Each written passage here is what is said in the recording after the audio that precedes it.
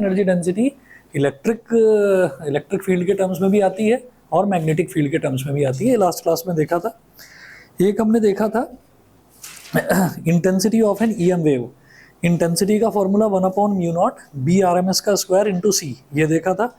और लास्ट जो टॉपिक हमने देखा था वो देखा था momentum of an EM wave. Momentum क्या होता है? टोटल एनर्जी को स्पीड ऑफ लाइट से डिवाइड कर दीजिए, P = U/c कर दो तो मोमेंटम आ जाता है किसी भी ईएम वेव का, इलेक्ट्रोमैग्नेटिक वेव का। अच्छा, इसी तरीके से एक लास्ट टर्म है, छोटा सा ही है बस, ये नोट कर लीजिए, pressure exerted by an EM wave. EM wave जो है वो प्रेशर भी एक्सर्ट करती है।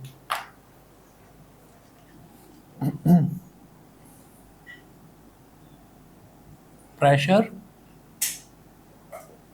exerted by an EM wave. Pressure exerted by an EM wave. When an electromagnetic wave falls on a surface, note करिए, when an electromagnetic wave या when an EM wave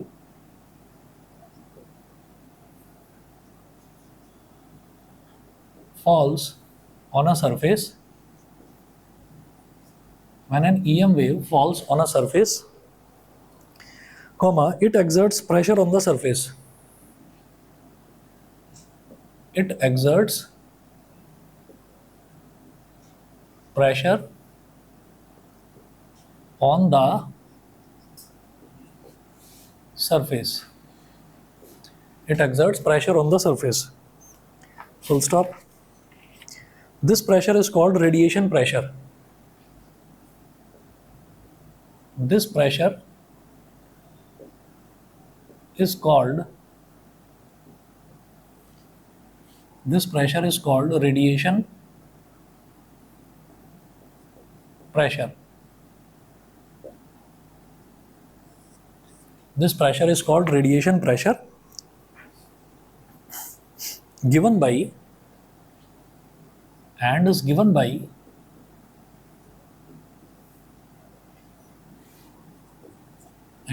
by P subscript में R, I/C। I यहाँ पर current नहीं है, I यहाँ पर है इंटेंसिटी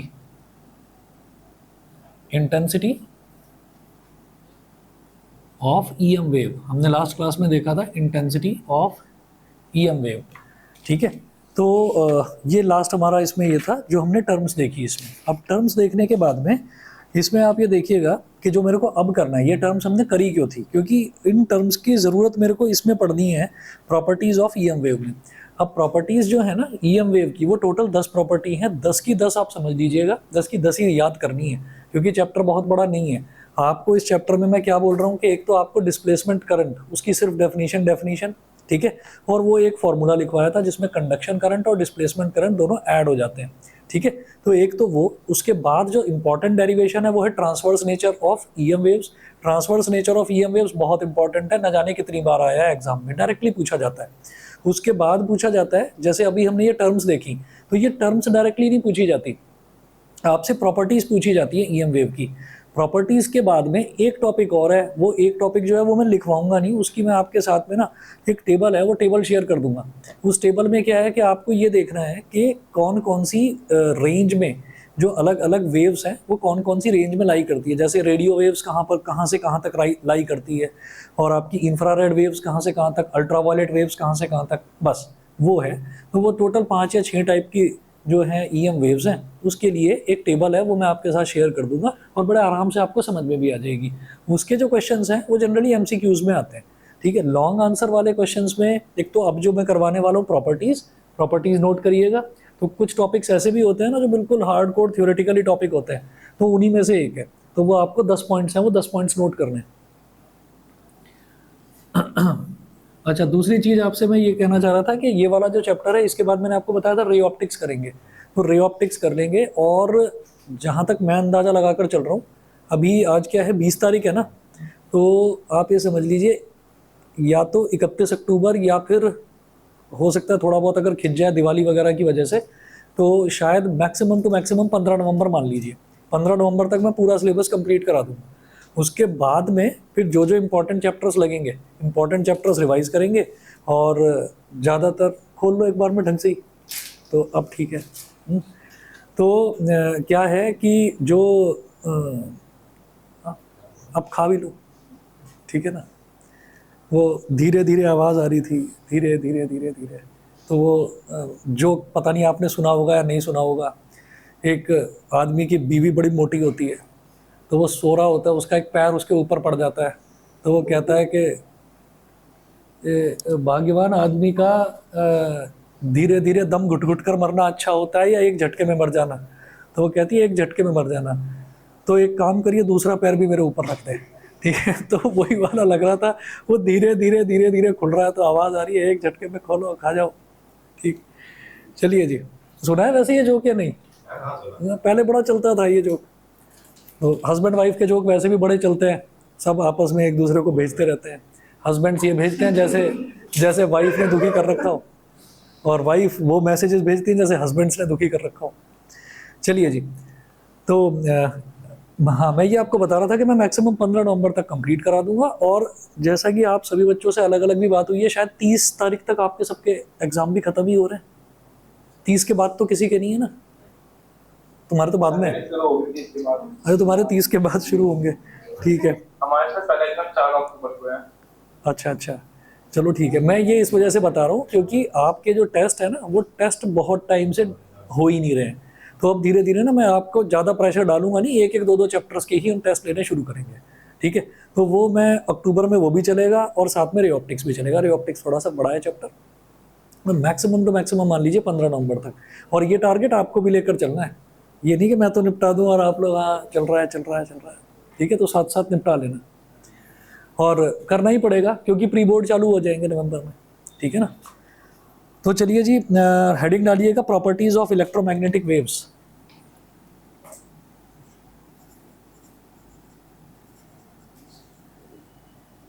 प्रॉपर्टीज ऑफ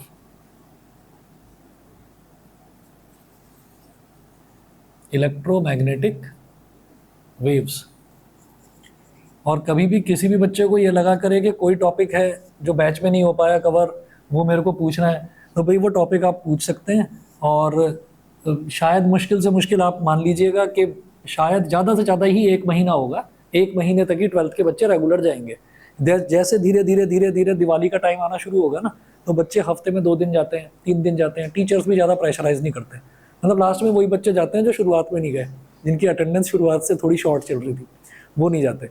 तो जब कभी भी आपको स्कूल ना जाना हो तो 1 दिन पहले मेरे को बता दो, कोई डाउट वगैरह हो पूछ लो, ठीक है ना। फर्स्ट हाफ में हाँ नहीं, अगर आप नहीं कहोगे, ऐसा ज़्यादातर बच्चे कहेंगे, ऐसा ज़्यादातर बच्चे कहेंगे। हाँ हाँ, तो पार्ट 1 में कराऊंगा, मैं बोलता रहा हूँ 15 नवंबर के बाद ये 30 और पूरी पार्ट 1, ठीक है। तो देखते हैं क्या करना है। चलिए जी, तो प्रॉपर्टीज ऑफ इलेक्ट्रोमैग्नेटिक वेव्स, पहला देखिएगा, EM waves are produced by accelerated charges। पहला लिखेंगे EM waves are produced by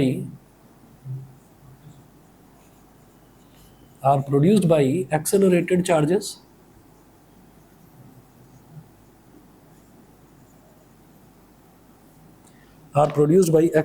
charges and do not require any material medium and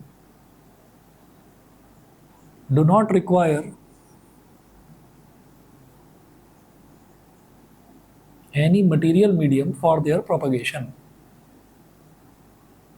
any material medium for their propagation।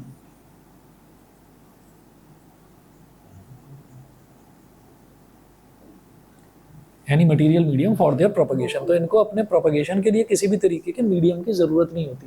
Medium आप समझ रहे हैं ना, कि जैसे मान लीजिए कि एयर की ही ज़रूरत हो या वाटर की ज़रूरत हो या सॉलिड की ज़रूरत हो, उसकी ज़रूरत नहीं होती। जैसे हम कहते हैं कि वायर्ड टेलीफोन है, तो वायर्ड टेलीफोन में जो हमारा कम्युनिकेशन है वो वायर के थ्रू होता है, ठीक है। और मोबाइल फ़ोन है, तो मोबाइल फ़ोन में कम्युनिकेशन एयर के थ्रू होता है। तो EM वेव्स की खास चीज़ ये है कि अगर वैक्यूम में भी है ना, मतलब अगर कोई मटीरियल नहीं भी मिल रहा है इनको, तो वैक्यूम में भी ट्रैवल करती हैं, ठीक है। चलिए जी, अगला देखिएगा, नेक्स्ट है the directions of oscillations,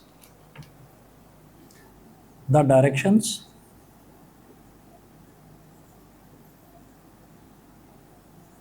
of oscillations of E vector and B vector are perpendicular to each other,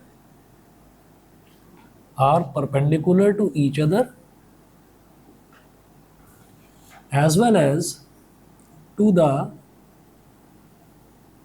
direction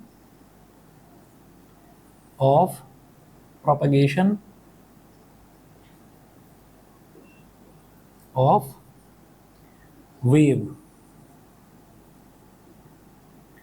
comma करके लिखेंगे, that is EM waves are transverse in nature, कि EM waves जो हैं वो transverse in nature, transverse in nature यही होता है। मैंने आपको बताया था कि EM वेव, जैसे मान लीजिए हमारे पास ये वाला एक्सेस जो है ये Z एक्सेस हो गया एग्जांपल के तौर पर, ये Z कुछ भी ले सकते हैं, Y भी ले सकते हैं, ये Z एक्सेस है, मान लीजिए ये Y है, और ये जो फ्रंट वाला है ये X एक्सेस है। तो इलेक्ट्रिक फील्ड तो इस तरीके से ट्रैवल करेगा, ठीक है। ये किस में ट्रैवल कर रहा है? Y और Z प्लेन में, सामने सामने दिखाई दे रहा है, तो Y और Z इस प्लेन में है ये, ठीक। जो मैग्नेटिक फील्ड है वो X और Y प्लेन में ट्रैवल करेगा, ऐसे ऐसे मैग्नेटिक फील्ड इस तरीके से ट्रैवल करेगा। तो इसका मतलब क्या है कि जो इलेक्ट्रिक फील्ड है, इलेक्ट्रिक फील्ड का जो ऑसिलेशन हो रहा है ऊपर नीचे, ये अच्छा वेव जा रही है Y की डायरेक्शन में, तो वो भी परपेंडिकुलर है किसके? Y के डायरेक्शन में। इलेक्ट्रिक फील्ड Y पर ही तो ऊपर नीचे ऑसिलेट कर रहा है, तो डायरेक्शन ऑफ प्रोपगेशन है Y, तो वो Y के परपेंडिकुलर है। मैग्नेटिक फील्ड जो है वो X एक्सिस में आगे आ रहा है, पीछे जा रहा है, आगे आ रहा है, पीछे जा रहा है, तो इसका मतलब वो भी Y एक्सिस पर परपेंडिकुलर है। और आपस में भी दोनों परपेंडिकुलर है, क्योंकि मैग्नेटिक फील्ड तो इस तरीके से है और इलेक्ट्रिक फील्ड ऐसे है, यानी कि इलेक्ट्रिक फील्ड का ऑसिलेशन ऐसे हो रहा है Z एक्सिस में, ऊपर नीचे ऐसे हो रहा है, और मैग्नेटिक फील्ड का ऑसिलेशन X एक्सिस में हो रहा है, X एक्सिस में आगे और पीछे, इसीलिए ये टेढ़ी वेव बनाकर दिखाइए। तो आप ये समझिए कि X एक्सिस और Z एक्सिस भी तो आपस में परपेंडिकुलर हैं, तो इस वजह से ये कहा जाता है कि इलेक्ट्रिक फील्ड और मैग्नेटिक फील्ड आपस में तो परपेंडिकुलर है ही, और डायरेक्शन ऑफ प्रोपगेशन के भी परपेंडिकुलर है, ठीक है। तो दूसरा ये है, अच्छा इसका हम प्रूफ भी देख चुके हैं, मैंने बताया भी था, इंपॉर्टेंट है, transverse nature of EM waves important है। थर्ड देखिएगा, third property, the oscillations of E vector and B vector, the oscillations of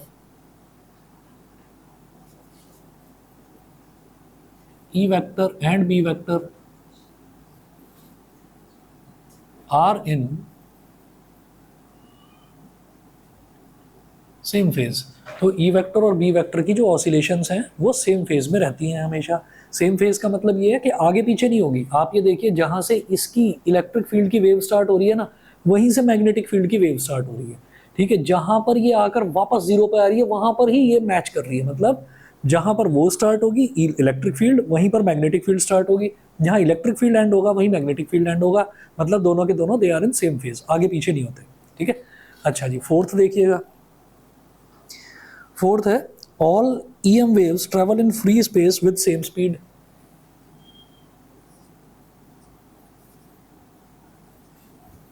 all EM waves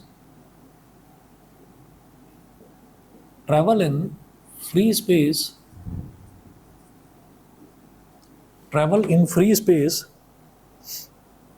with the same speed।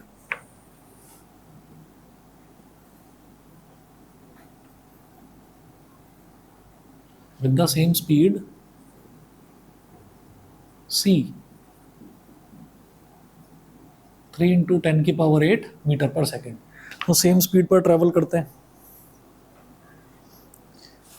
Fifth देखिएगा, the amplitude ratio of electric and magnetic fields is,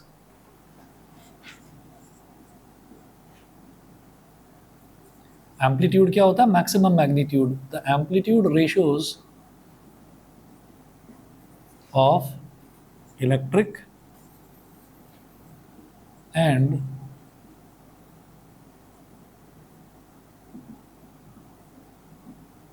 magnetic fields is E not maximum electric field, यानी कि उसका amplitude, B not maximum magnitude of magnetic field, तो E not upon B not is equal to, ये C के equal होता है speed of light के equal, और ये 1 upon under root mu naught upon epsilon naught के भी इक्वल होता है। पांचवी प्रॉपर्टी ये हुई। छठी property,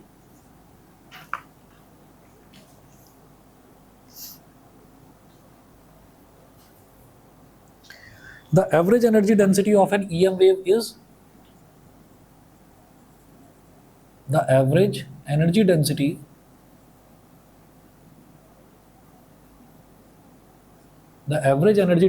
of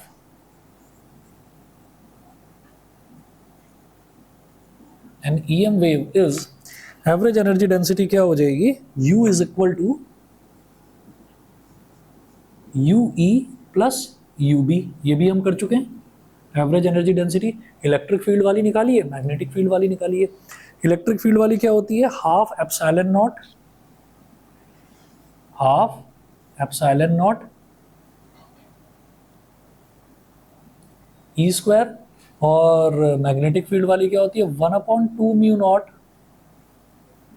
B square, 1/2 mu not be naught square लिखिए, सॉरी ई नॉट और बी नॉट स्क्वायर। अब क्या करेंगे, 1/2 इधर भी दिखाई दे रहा है, 1/2 इधर भी दिखाई दे रहा है, इसको ले लो कॉमन, 1/2 कॉमन ले लिया, तो यहाँ बचेगा epsilon naught E naught square plus B naught square upon mu naught. ठीक, सातवीं प्रॉपर्टी, टोटल 10 है बस।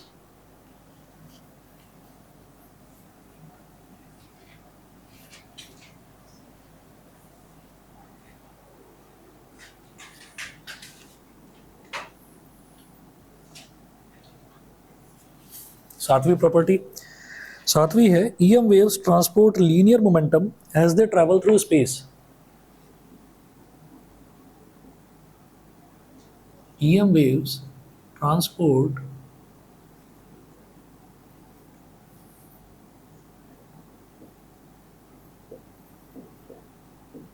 linear momentum as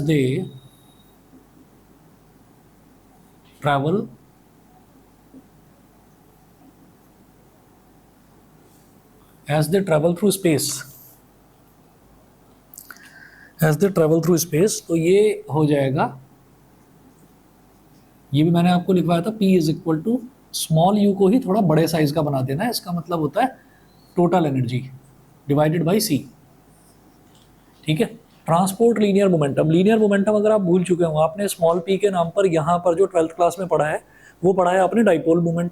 linear momentum का मतलब क्या होता है कि मोशन की कितनी क्वांटिटी डिलीवर करी जा रही है।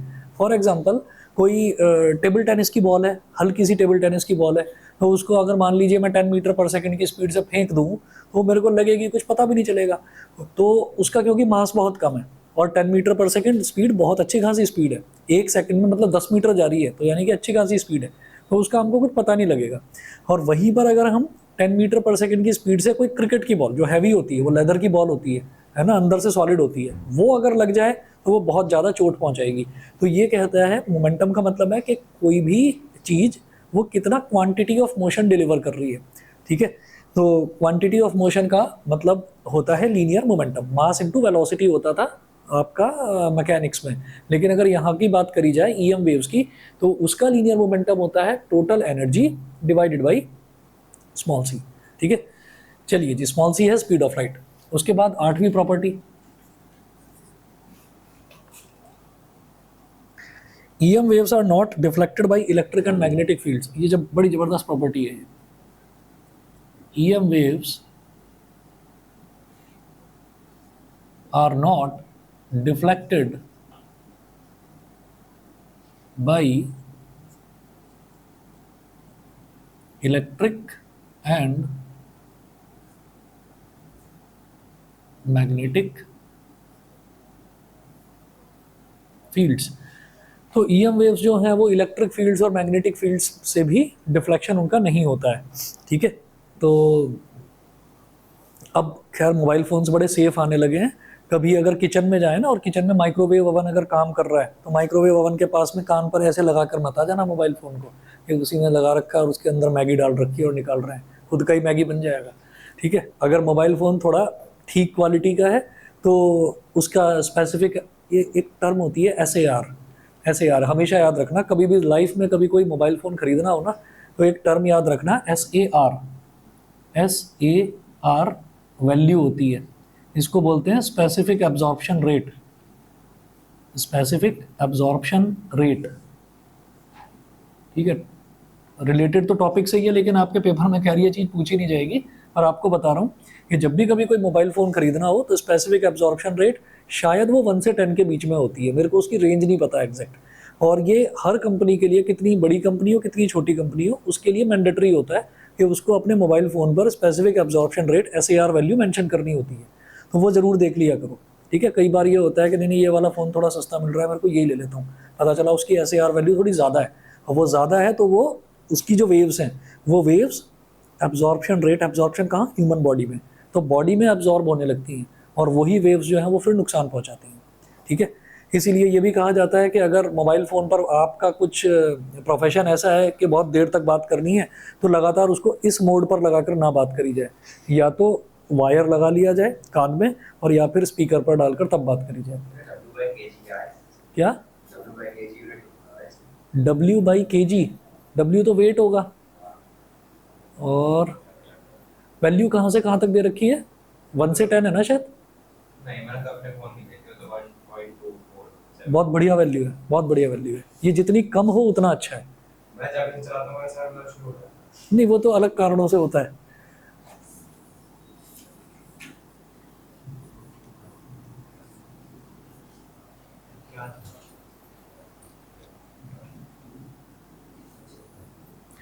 चलाते किस लिए हो, चलाते किस लिए हो, पढ़ने के लिए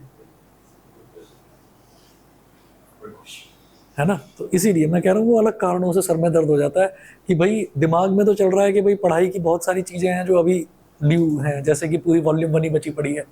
ठीक है, लेकिन मन कर रहा है कि यार कोई फिल्म देख लें, ठीक है, या कुछ और देख लें, तो आप या सोशल मीडिया पर टाइम, तो उसमें क्या है कि थोड़ा दिमाग परेशान होता है, तो इसलिए ज़्यादा टाइम लगाना नहीं चाहिए मोबाइल में। अपने वाले को माइक्रोवेव के सामने नहीं कर सकता हूँ। यार ये तो वही वाली बात हो गई कि मैं वाटरप्रूफ घड़ी लेकर आया हूँ तो अब उसको मतलब बाल्टी में ही डुबा कर देखूंगा सीधा, ये तो वो वाली बात हो गई। ठीक है ना, वो डेंजरस है। आप लोगों ने देखा भी होगा, पेट्रोल पंप पर भी जाते हैं तो वहाँ पर भी लिखा रहता है please switch off your mobile phones, लिखा रहता है, कोई करता ही नहीं है। इनफैक्ट बात ही करते रहते हैं, बात करते करते कहते हैं भाई डाल दे इसके अंदर, उसके बाद जब वो पेट्रोल डल जाता है उसके बाद फ़ोन भी नहीं कटता, उसी से फिर वो इंटरनेट भी चालू होगा, है ना, उसी से स्कैन कोड भी वो भी करा जाएगा, कोड भी स्कैन करा जाएगा, पेमेंट भी, सारी चीज़ें। तो अगर पेट्रोल पंप वाले बातें कर रहा हूँ हाँ तो उसको कौन ज्ञान दे, क्या करे। धीरे धीरे कंपनियों ने ही कहा कि भाई हम ही सुधर जाएं, ये तो सुधरने नहीं वाले। चलिए जी अगला देखिएगा, 9th है, EM waves obey the principle of superposition।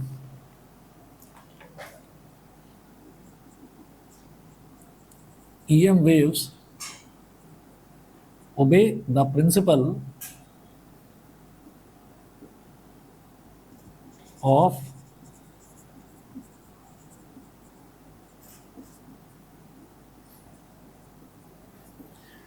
EM waves obey the principle of superposition। तो जो EM waves हैं वो सुपरपोजिशन प्रिंसिपल obey करती हैं। सुपरपोजिशन प्रिंसिपल का मतलब ये है कि अगर एक वेव है, ये बड़ा आसान है, इसको वैसे हम ना वेव ऑप्टिक्स में डिटेल में करेंगे।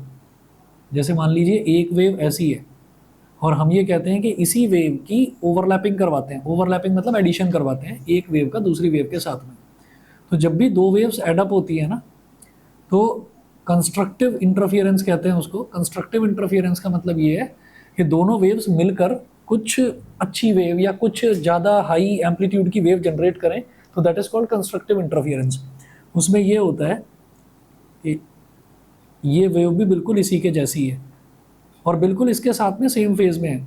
जब ये ऊपर उठती है तो ये भी ऊपर उठती है, जब ये नीचे गिरती है तो ये भी नीचे गिरती है। तो जब इन दोनों का एडिशन होता है ना, सुपरपोजिशन प्रिंसिपल में हम एडिशन ही कराते हैं, जब इन दोनों का एडिशन होता है तो एक बड़ी वेव मिल जाती है, एक बड़ी वेव मिल जाती है। ठीक है। तो लाइट में ये चीज़ यूज़ होती है। तो लाइट वेव्स में मैं आपको करवाऊंगा वेव ऑप्टिक्स में।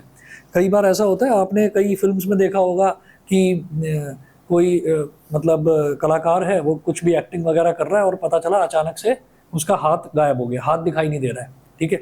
या आजकल फिल्मों में दिखाते हैं ना कि सर काट दिया, सर जा रहा है घूमता हुआ अलग जा रहा है, तो क्या बोलते हैं उसको, VFX बोलते हैं। तो ये ऐसा थोड़ी है कि वो VFX तो अब चालू हुआ है, उससे पहले की फिल्मों में भी तो दिखाते थे। महाभारत वगैरह में दिखाते थे कि उसका सर अलग हो गया, ठीक है।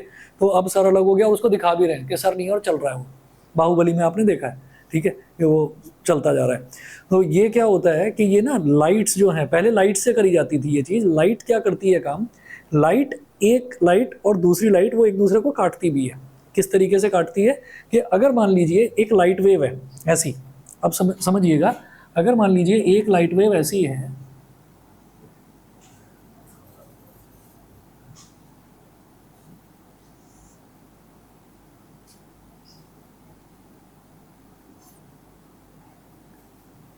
कि जब ये वेव ऊपर जा रही है तब ये उतनी ही नीचे जा रही है, और जब ये वेव नीचे जा रही है तब ये उतनी ही ऊपर जा रही है। तो दो अपोजिट फेज की हैं, तो सेम फेज में लेकिन अपोजिटली डायरेक्टेड हैं। तो अपोजिटली डायरेक्टेड वेव्स को अगर एड अप करवाते हैं ना, तो रिजल्ट में मिलता है सन्नाटा। समझ गए कि भाई ये जितना ऊपर है उतना ही नीचे। एडिशन होगा ना, तो एडिशन में क्या है कि इसका एम्पलीट्यूड पॉजिटिव में है, इसका नेगेटिव में है, तो रिजल्ट में आपको कुछ मिलेगा ही नहीं, ठीक है। तो कलाकार तो वहीं पर है, वो तो कोई मतलब कुछ बनाकर और उसका वो खोपड़ी उड़ा दी, ठीक है, लेकिन वो ऐसे चलता जा रहा है, वो उसका सर तो लगा हुआ है, सचमुच में उसका गला नहीं काटा है, ठीक है। तो वो चलता जा रहा है, लेकिन है क्या कि उसके ऊपर लाइट्स इस तरह से इंसिडेंट करवाई जा रही हैं कि दोनों अपोजिट फेज की लाइट होगी। तो अपोजिट फेज की अगर लाइट होंगी ना, वो एक पॉइंट पर अगर करवा दिया जाए कि यहीं पर सिर्फ इनको स्ट्राइक करवाना है, तो वो वाला पोर्शन दिखाई नहीं देगा। वो मुकाबला वाला गाना था, उसमें भी यही था, उसका सर गायब हो जाता है, सिर्फ टोपी टोपी रहती है और वो डांस करता रहता है ना। तो वो वही चीज़ है। तो उसमें लाइट्स का पहले यूज़ करा जाता था, अब कुछ एडवांस्ड इक्विपमेंट्स आ गए होंगे जिसकी मुझे जानकारी नहीं है, लेकिन EM वेव्स में जो हैं वो सुपरपोजिशन प्रिंसिपल फॉलो करती है। मतलब अगर दोनों वेव्स को आप ऐड करेंगे तो ऐड अप होकर एक बड़ी वेव बन जाएगी, ठीक है। अच्छा जी, तो ये 9वीं प्रॉपर्टी थी। इसके बाद 10th प्रॉपर्टी देखिए, the electric field of an EM wave is responsible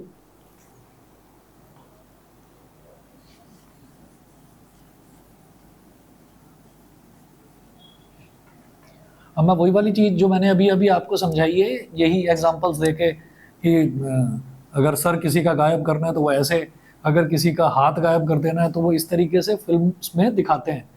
तो इनको बोलते हैं optical illusion. Optical illusion, for example कोई टूथपेस्ट का ऐड आता है तो उसमें आप देखते हैं कि वो इसने तो पेप्सोडेंट यूज़ करा था, इसके दांत तो चमचमा रहे हैं। इसने कोई बेकार टूथपेस्ट यूज़ करा था तो इसका दांत ही टूट गया।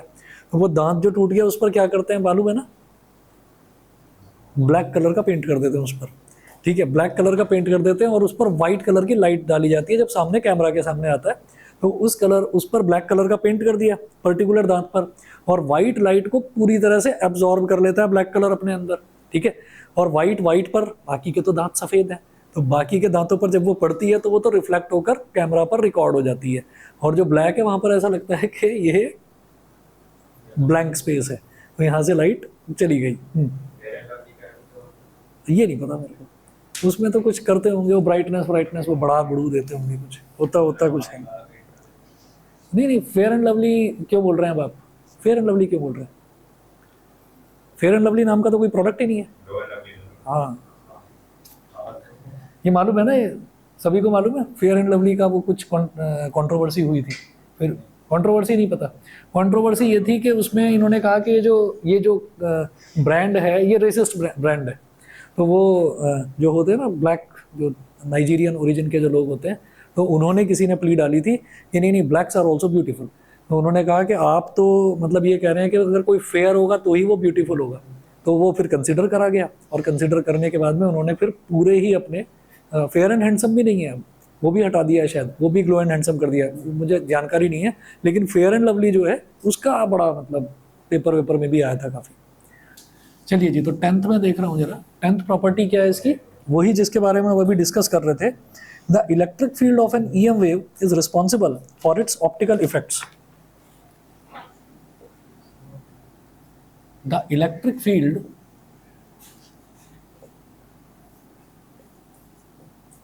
of an EM wave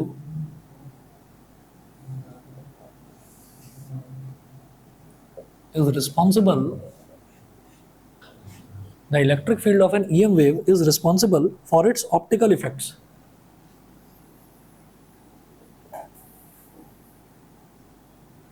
For its optical effects.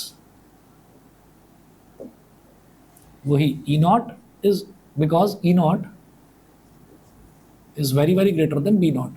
तो ऑप्टिकल इफेक्ट्स वही है कि हमें दिखाई तो दे रहा है कि इस बंदे का सर नहीं है ना, और डांस कर रहा है वो, तो ये जो है ये क्या है, ये ऑप्टिकल इफेक्ट है। वो ऑप्टिकल इफेक्ट कैसे होता है, वो लाइट को यूज़ करते हैं। तो लाइट किससे चलेगी, लाइट इलेक्ट्रिसिटी से चलेगी, मैग्नेटिज्म से नहीं चलेगी, ठीक है। तो लाइट इलेक्ट्रिसिटी से चलेगी, और इलेक्ट्रिसिटी का मतलब इलेक्ट्रिक फील्ड। तो electric field of an EM wave वही रिस्पॉन्सिबल है ऑप्टिकल इफेक्ट के लिए, जितने भी ऑप्टिकल इल्यूजन, जो धोखा होता है, देखते हैं लगता कुछ और है होता कुछ और है, वो चीज़।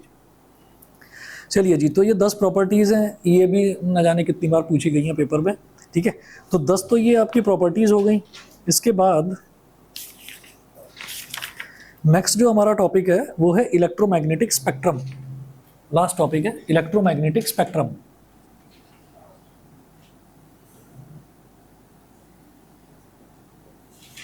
तो इसमें सारा कुछ ही नोट करने वाला है, तो मैं आपको भेज दूंगा, 2 या 3 पिक्चर्स भेजूंगा। इलेक्ट्रोमैग्नेटिक स्पेक्ट्रम, इलेक्ट्रोमैग्नेटिक स्पेक्ट्रम आपने अगर स्कूल में ये चैप्टर हो गया होगा तो आपने देखा होगा, वहाँ पर आपको एक पूरी ना वेवलेंथ की और फ्रीक्वेंसी की एक टेबल बनाकर दिखाई गई होगी, और इसमें लाइन से ये बोला गया होगा कि अलग अलग तरीके की रेज होती हैं, जैसे गामा रेज, गामा रेज, ये वाली टेबल मैं दिखा भी देता हूँ, ये वाली टेबल। तो इसमें लेफ्ट हैंड साइड पर सारी फ्रीक्वेंसी लिखी हुई है, ठीक है, और राइट हैंड साइड पर सबकी वेवलेंथ लिखी हुई है, ठीक। तो ये वाली चीज़ है। अब इसका ना ये पूछा जाता है कि कौन सी वेव की कितनी वेवलेंथ है, कितनी फ्रीक्वेंसी है, क्या उसकी प्रॉपर्टीज़ हैं। तो आप ये देखिएगा कि इसका ना बहुत बढ़िया इन्होंने छोटे छोटे ब्लॉक्स बनाकर दे रखे हैं, तो उसमें आप याद कर लेंगे, आसानी से याद हो जाएगा। जैसे अगर मैं रेडियो वेव्स की बात करूं, तो रेडियो वेव्स में क्या होता है, रेडियो वेव्स की वेवलेंथ रेंज होती है 600 मीटर से 0.1 मीटर। अब वेवलेंथ क्या है वो बता देता हूँ। वेवलेंथ जानते हैं ना, कि जैसे अगर ये वेव है तो इसने अपनी जो एक साइकिल कंप्लीट करी तो उसकी लेंथ कितनी है, दैट इज कॉल्ड वेवलेंथ। इसको ही वेवलेंथ बोलते हैं, वेव की लेंथ इज कॉल्ड वेवलेंथ, ठीक। तो शुरुआत अगर करते हैं, अगर मान लीजिए रेडियो वेव्स की बात करते हैं, रेडियो वेव्स की अगर बात करते हैं, तो रेडियो वेव्स की जो वेवलेंथ होती है वो होती है 600 मीटर से 0.1 मीटर।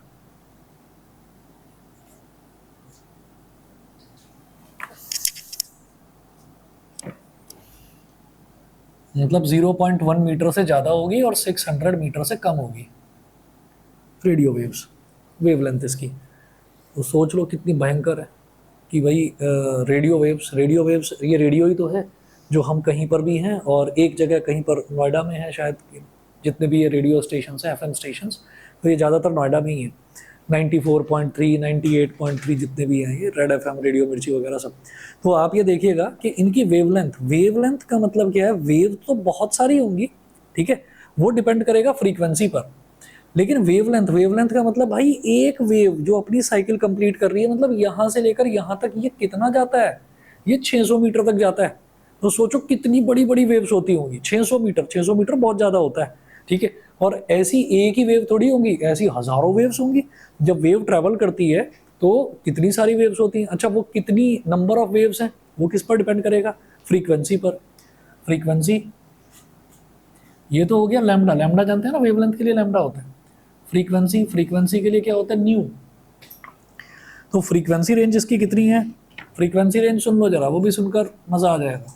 500 किलोहर्ट्ज़, 500 किलोहर्ट्ज़ से 1000 मेगाहर्ट्ज़, 1000 मेगाहर्ट्ज़, ठीक है। तो किलो हर्ट्ज़ का मतलब क्या है, हर्ट्ज़ का मतलब क्या होता है, पर सेकंड, मतलब एक सेकंड में कितनी वेव ट्रैवल करेंगी, ठीक है। तो किलो का मतलब, के का मतलब होता है 1000, 1000 तो 500,000, 500,000 मतलब 5 लाख। एक सेकंड में 600 मीटर तक की लंबी कितनी 5 लाख वेव्स ट्रैवल कर जाएंगी एक सेकंड के अंदर, ठीक है। और 1000 मेगा हर्ट्स, मेगा तो लो भैया, और मेगा, मेगा का मतलब 10⁶, ठीक है। तो 1000 के आगे भी 1000 मेगा का मतलब हो गया 10⁶, तो कुल मिलाकर 10⁹। तो इस वजह से आप ये देख लीजिए कि यहाँ पर अगर कोई भी चैनल पर कोई चीज़ ब्रॉडकास्ट करी जाती है तो रेडियो पर आप मेरठ, मुजफ्फरनगर, इतनी दूर दूर तक भी आप आराम से उसको सुन लेते हैं। अच्छा, और दूसरी चीज़ ये जो है 98.3, 98.3 है ना, रेडियो मिर्ची 98.3 है, हाँ 98.3, 93.5 रेड एफएम। तो ये जो सारे के सारे चैनल्स हैं ना, जैसे ये मान लीजिए 98.3 बोला, तो इसको भी जरा चेक करना क्या होता है। ये मेगा हर्ट्स है, ये मेगा हर्ट्स है, मतलब 98.3 मेगा हर्ट्स की फ्रीक्वेंसी से वेव्स एमिट हो रही हैं वो सारी की सारी रेडियो वेव्स ही। रेडियो सेट तो कहते हैं उसको, जो वेव्स को रिसीव करता है, ठीक है। तो जो भी वो चीज़ बोलते हैं वो ईएम वेव्स की फॉर्म में कोडिंग होती है, उसकी कोडिंग होकर जो रेडियो सेट है वो उसको रिसीव करता है, और रिसीव करने के साथ वो डिकोड करता है। डिकोड करता है तो जो उन्होंने बोला है वही हमको सुनाई दे जाता है, ठीक है। तो ये रेडियो वेव्स हो गए। तो ये जितनी भी है ना चैनल्स के जो नाम है, ये सारी की सारी इनकी फ्रीक्वेंसी रेंज है कि 98.3 मेगा हर्ट्स, ऐसे ही 93.5 मेगा हर्ट्स। अच्छा ये रेडियो वेव्स का हुआ। अब इनकी यूजेस, सभी के यूजेस, तो अच्छा जो मैं आपको टेबल्स भेजूंगा ना सबकी, तो उनमें ना डिस्कवर्ड बाई भी होगा, जैसे इसमें लिखा हुआ है डिस्कवर्ड बाई मार्कोनी इन 1895। और डिस्कवरी वगैरह वो नहीं पूछा जाता, कभी पूछा ही नहीं गया किसने डिस्कवर करा है। यूजेस पूछ लेते हैं, फ्रीक्वेंसी रेंज पूछ लेते हैं, वेवलेंथ रेंज पूछ लेते हैं। तो यूजेस इसके हो गए radio and television communication system in radio astronomy, ये 2 यूजेस हो गए। ऐसे ही अगला देखते हैं, अगला है माइक्रोवेव्स।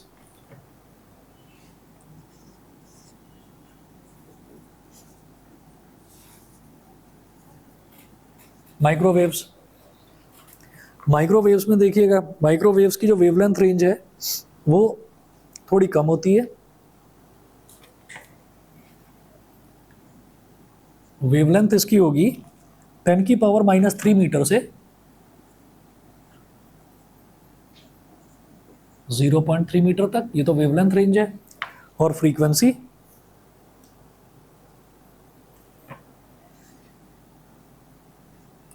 बहुत ज़्यादा होती है, 10⁹ हर्ट्ज से 10⁻12 हर्ट्ज।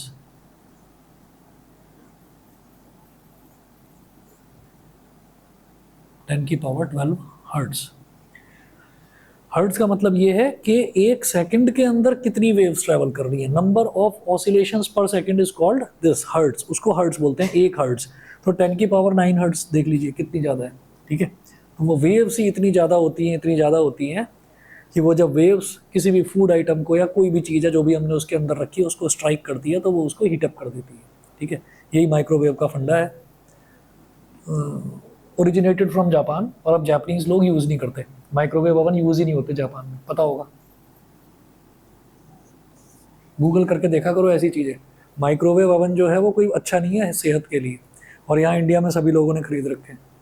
और धीरे धीरे फिर पता चलते हैं, फिर लोग डिस्कार्ड भी करने शुरू कर देते हैं। तो इसकी प्रॉपर्टीज़ देखिए, in radar systems for aircraft navigation, aircraft navigation में रडार सिस्टम्स में यूज़ करा जाता है।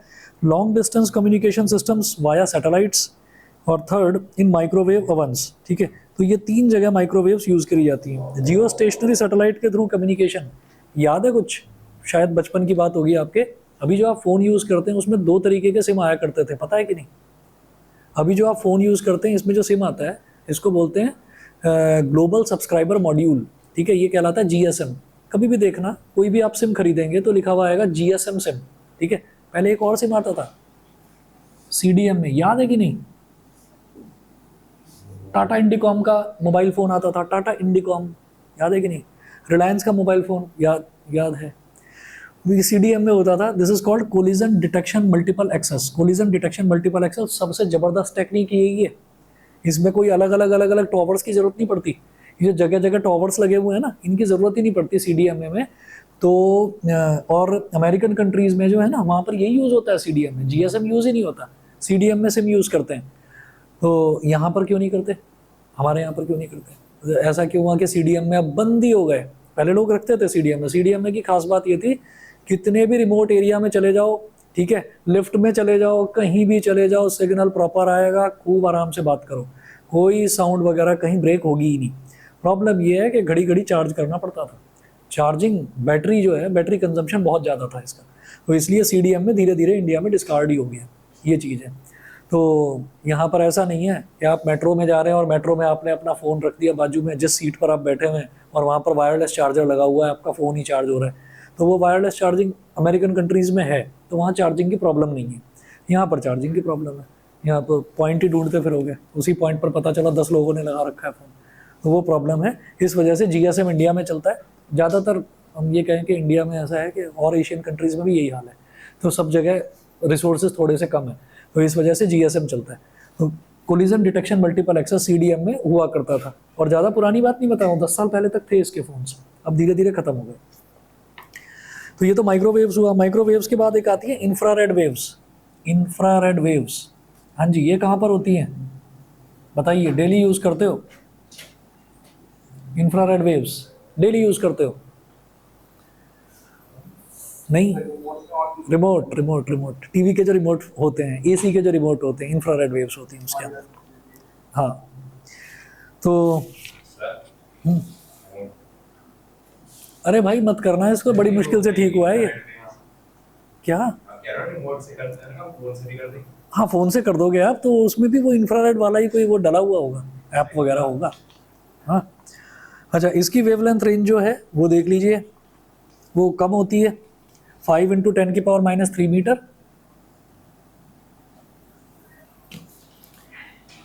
10⁻⁻6 मीटर से 5 × 10⁻³ मीटर, 5 × 10⁻³ मीटर ये होती है। और फ्रीक्वेंसी 10⁻11 हर्ट्ज,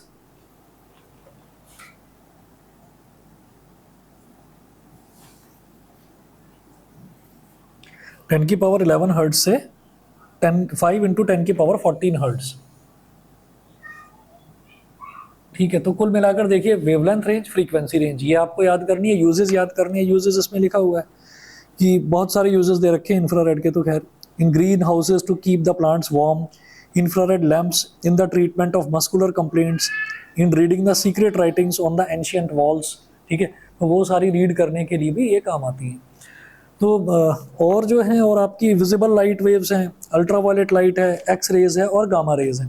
तो इन सब की प्रॉपर्टीज़ वो मैं आपको पूरा टेबल के साथ में, इलेक्ट्रोमैग्नेटिक टेबल के साथ में, जो स्पेक्ट्रम है उसकी टेबल के साथ वो भेज दूंगा। ये आपको लर्न ही करनी है, वो कैसा भी आप जुगाड़ बिठाकर दिमाग में वो आप लर्न करिएगा। ये पूछी जाती हैं, यही इसका लास्ट टॉपिक था, ठीक है। और नेक्स्ट क्लास से मैं आपका रे ऑप्टिक्स स्टार्ट कर रहा हूँ, ठीक। चलिए जी, फिर आज इतना ही करते हैं।